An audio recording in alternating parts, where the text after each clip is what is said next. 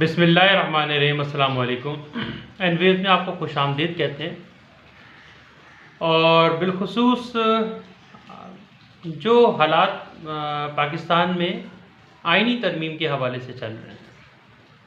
اچھا، کیونکہ پاکستان کا آئین جو ہے وہ عین اسلامی آئین ہے۔ سابق چیف آف نیول اسٹاف بھی کہہ چکے ہیں اپنے اخباری بیان میں بھی کہ پاکستان کا آئین جو ہے وہ عین اسلامی آئین ہے۔ تو یقیناً اس میں کوئی نہ کوئی آرٹیکلز یا نکات کہہ لیں ایسے ضرور ہوں گے جو کہ آئین کے نظامتی قوانین کو یا اسلامی قوانین کو اس ملک پر نافذ العمل ہیں۔ وہ کیوں؟ کیونکہ پاکستان کا آئین اپنے ملک کی حاکمیت خدائے و تعالی یعنی اللہ کے سپرد کرتا ہے، جس کا کوئی شریک نہیں، اور بحیثیت مسلمان اس ملک کا رہنما خاتم النبیین حضرت محمد مصطفیٰ صلی اللہ علیہ وآلہ وسلم کو مانتا ہے۔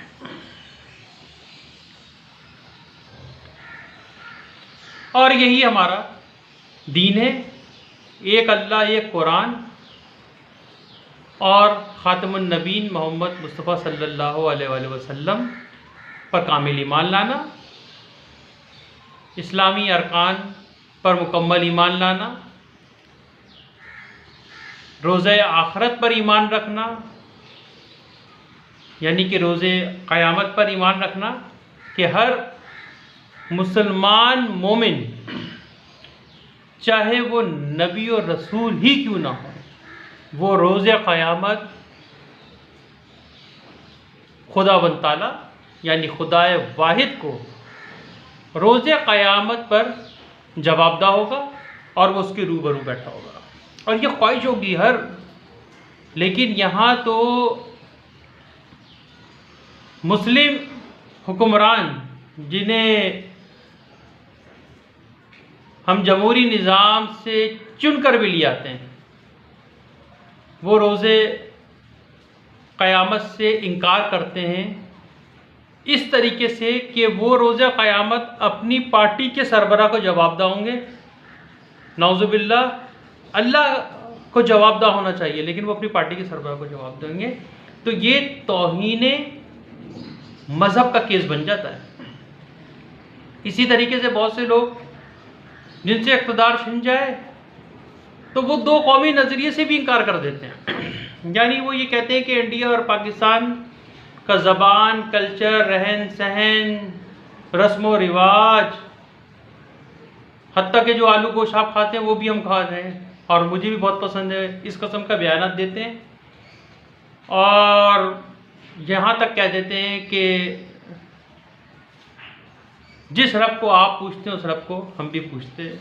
تو انڈیا میں یہ جو بھگوان ہے نا، اس کی تعریف میں آپ کو بتا دوں، بہت زیادہ نہیں، لفظی کلام میں، یعنی اب کسی بھی ایکٹر کو، کسی کو بھی لے لیں تو وہ نعوذ باللہ اسے رب بھی کہیں گے، اسے رام بھی کہیں گے، بھگوان بھی کہیں گے، نہ جانے کیا کہیں گے۔ اس پہ انڈیا کی جو سنگر ہیں انہوں نے ایک گانا بھی گایا، تجھے رام کہوں، تجھے شام کہوں، ایشور کہوں، مطلب نعوذ باللہ انہوں نے بتوں میں اللہ کو شمار کر لیا اور انسانوں میں اللہ کو شمار کر لیا۔ تو ایسے لیڈران کا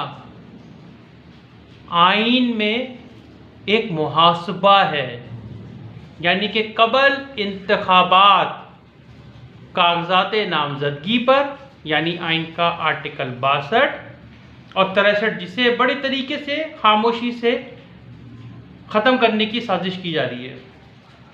آئین کا آرٹیکل 62 ہمارے آنے والی اسلامی جمہوریہ پاکستان کی اسلامی اسمبلی کو ڈائریکشن دیتا ہے کہ اس میں رکن ممبر کون ہوگا۔ نمبر 1، مطلب بہت ساری نہیں بتا رہا میں آپ کو، مین بتا رہا ہوں، باقی آپ پڑھ لیجئے گا۔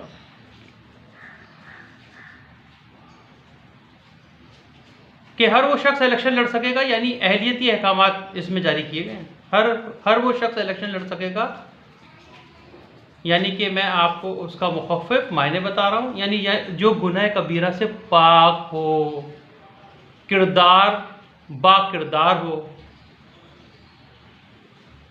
خدا واحد پہ ایمان رکھتا ہو، خاتم النبیین پر حضرت محمد مصطفیٰ صلی اللہ علیہ وآلہ وسلم پر ایمان رکھتا ہو، اسلامی تعلیمات کا اچھا علم رکھتا ہو، دین کی تعلیمات کا اچھا علم رکھتا ہو، دو قومی نظریے کا جس نے کبھی تمسخر نہیں بنایا ہو۔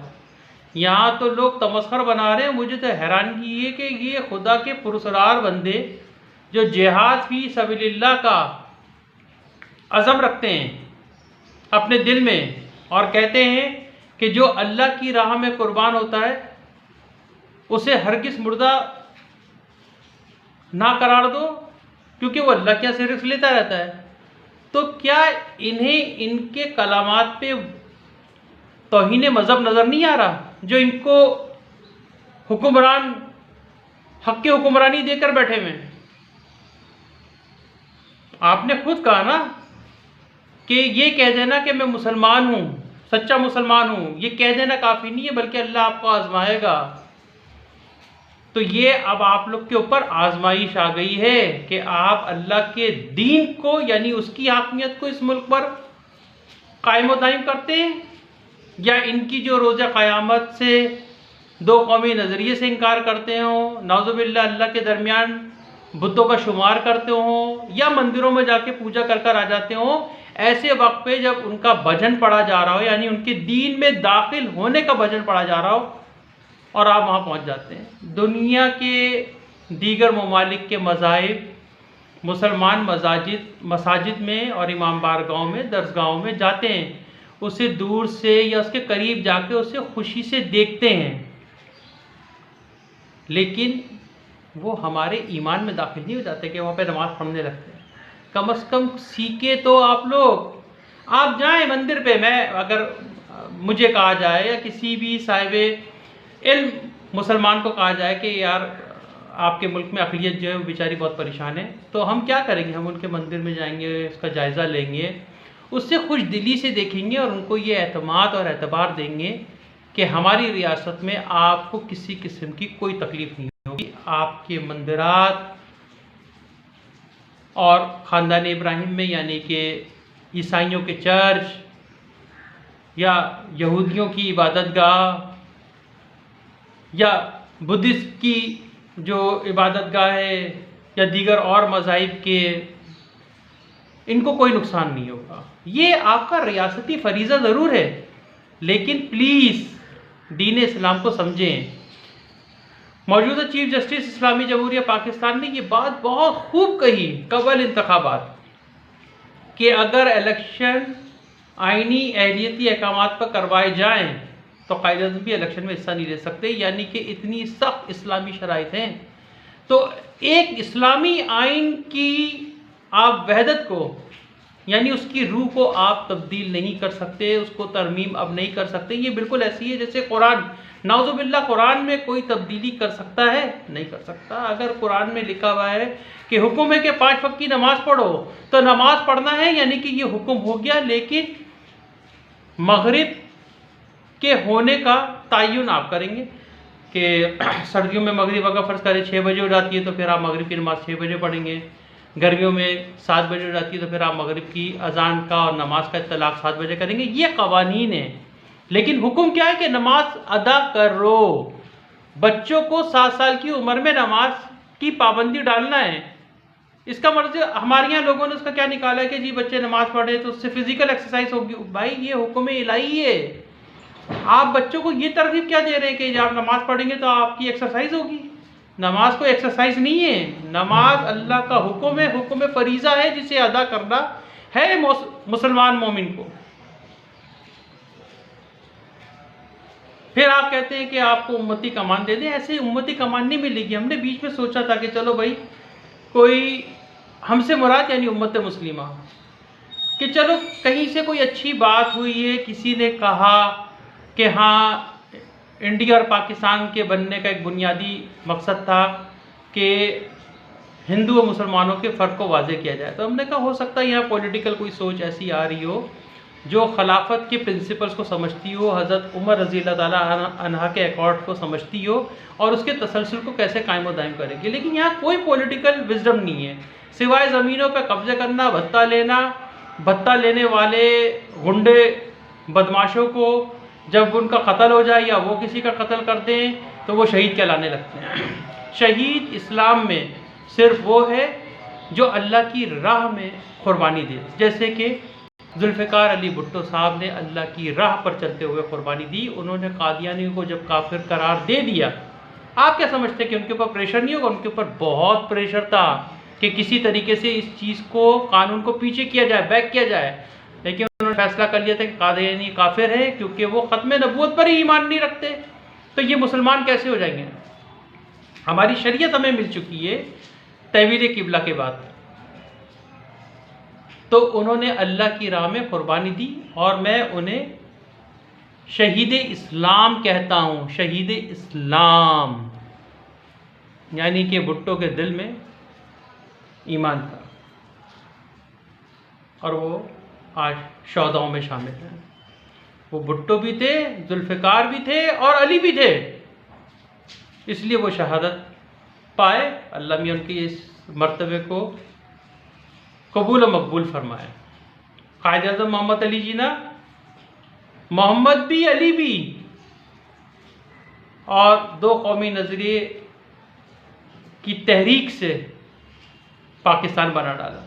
علامہ اقبال، خواب مشرق، تشکیل پاکستان، پاکستان بنا ڈالا. یہ ہوتی ہے لیڈرشپ. یہ لیڈرشپ نہیں ہوتی ہے کہ آپ 10 گاڑیوں میں گھوم رہے ہیں، پیچھے اسلحہ بردار اپنے ملک کے بچے آپ کو تحفظ دے رہے ہیں. دنیا میں آپ بغیر اسلحے کے گھوم رہے ہیں، وہاں آپ کو کوئی خطرہ نہیں ہے، اور یہاں بتاتے ہیں کہ ہمیں بیرونی ملک کے لوگ مار دیں گے. تو جن کو مارنا ہوگا وہ اپنے ملک میں بلا کے خود ہی پیار سے مار دیتے ہیں، وہ پرواہ نہیں کرتے. حال دیکھ لیا، جس کو انہیں ٹارگٹ کرنا ہوتا ہے وہ آپ کے ملک میں بھی گھس کے مار سکتے ہیں. تو آئین کو رد و بدل یا تبدیل نہیں کیا جا سکتا. ہمارا آئین اسلامی ہے، یہ ایمان کی طرح ہے، اس میں اسلامی آرٹیکلز ہیں، اسے چینج نہیں کیا سکتا. 62-63 کو تو بالکل بھی نہیں چھیڑا جا سکتا کیونکہ یہ آنے والی پارلیمنٹ کے صادق اور امین باکردار، دو قومی نظریے پہ چلنے والے، اللہ کی وحدانیت پہ ایمان رکھنے والے، ختم نبوت پر ایمان رکھنے والے، اور دوسرا یہ کہ باکردار کے ساتھ دین کی اچھی تعلیم رکھنے کے تعین کرتا ہے. جو لوگ اس کا علم رکھتے ہیں وہ رکن پارلیمنٹ بنتے ہیں، جن کی دوہری شہریت نہ ہو، نہ ہی کوئی بیرونی اثاثجات ہوں. بچوں کو ہیں وہ بات الگ ہے، وہ ان کا معاملہ، لیکن اس کی بھی تفصیلات چاہیے ہوتی ہے. تو آئین کو رد و بدل یا اس کو تبدیل نہیں کیا جا سکتا. ہاں، آپ آئین کے تابع قوانین بنا سکتے ہیں. جیسے میں نے آپ کو نماز کی اگزامپل دی کہ حکم ہے نماز پڑھو، ادا کرو، فرض نماز ادا کرو. لیکن اب جیسے سردیوں میں جو ہے وہ ٹائمنگ مغرب کی چینج ہو جاتی ہے، فجر کی چینج ہو جاتی ہے، اور اسی طریقے سے گرمیوں میں چینج ہو جاتی ہے. یہ قوانین ہیں کہ اب قانون یہ ہو گیا کہ آج سے مغرب کی نماز 6 بجے پڑھی جائے گی کیونکہ سردیاں ہیں، سورج ڈھل جاتا ہے، لیکن گرمیوں میں سورج دیر سے ڈھلتا ہے تو اب 7 بجے پڑھی جائے گی. باقی یہ کہ مشرق وسطیٰ کے بھی حوالے سے بات کرنی تھی. دیکھیے، مشرق وسطیٰ کا بالکل کلیئر اور ڈیڈلی ایک لائن ہے کہ وہاں پہ حضرت عمر کے فلسفے کو فتح سے ہمکنار کرنا ہے، دور خلافت کو لوٹ آنا ہے. امریکہ نے آپ کو ایک موقع دے دیا ہے امریکی ابراہم ایکارڈ کے ذریعے. اس ایکارڈ کی پاکیزگی، اس کی پائیداری، اس کے فلسفے کو سمجھیے اور مکالمے کے دروازے کھولیے. امت مسلمہ مکالمے کا دروازہ، اللہ کی وحدانیت کو بنیاد بنا کر دنیا امن کا گہوارہ بنائی جا سکتی ہے. یہ شاہ عبداللہ کا بیان تھا، ان کی ویژن تھی. ہم مکالمے کا آغاز کرتے ہیں. بہت شکریہ.